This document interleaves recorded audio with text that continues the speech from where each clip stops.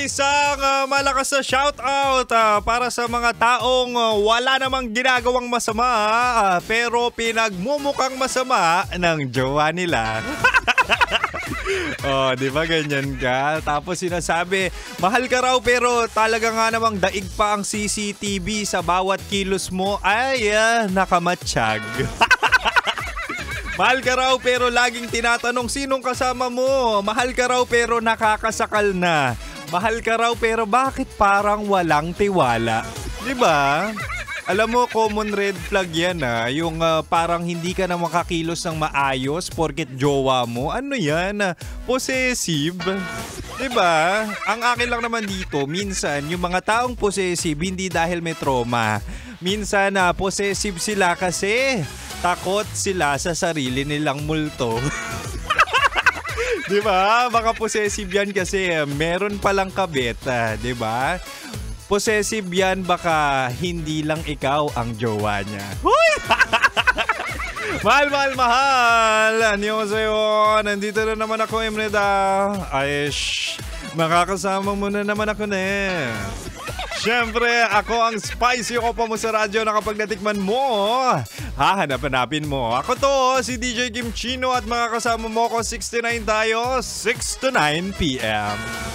6 to 9 p.m. po ang ating lambingan, ang ating kulitan at ang ating pagmamahalan. Hindi, pero mahal, totoo yun Marami pa rin nalilito sa mga pagkakataon na ay baka protective lang yung jowa ko. Ay baka para sa akin din tong paghihigpit niya. Pero in fact, hindi yan protection, hindi yan pagiging protective. Minsan pagiging possessive na yan. When you say possessive, mahal, ito yung talaga nga namang nakakasakal. Yung kontrolado ka. Mas masarap sa relasyon na ikaw ay pinoprotektahan, hindi sinasakal. Kumbaga sa ibang bagay ka na lang sana sakalin o kaya sa ibang lugar. Huy! Dahil dyan, mahal, dahil ang dami kong nakikita na talaga nga namang kinokontrol, talaga nga namang nasa ilalim ng mga possessive na relasyon.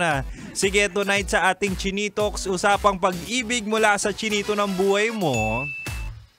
Bibigyan kita ng 3 katangian ng possessive na tao. Ito na, mahal. Una, possessive yan kapag bawat kilos mo kailangan ng approval niya. Uy, ang hirap niya yung mga litanyang, saan ka pupunta? Bakit yan na naman yung suot mo? Ba't hindi mo ako nasagot agad? Yun yung mga katanungan na kung saan ay para bang kailangan ko mag-report sa'yo day to day.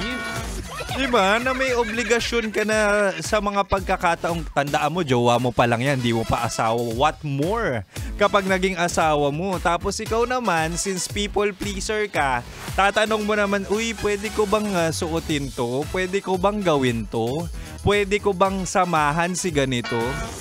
Naku po, ang hirap niya na always remember, siguro at some point, pwede ka mag-update. Pero yung seeking approval sa lahat ng gagawin mo ay mahal. Baka hindi mo na makilala yung sarili mo.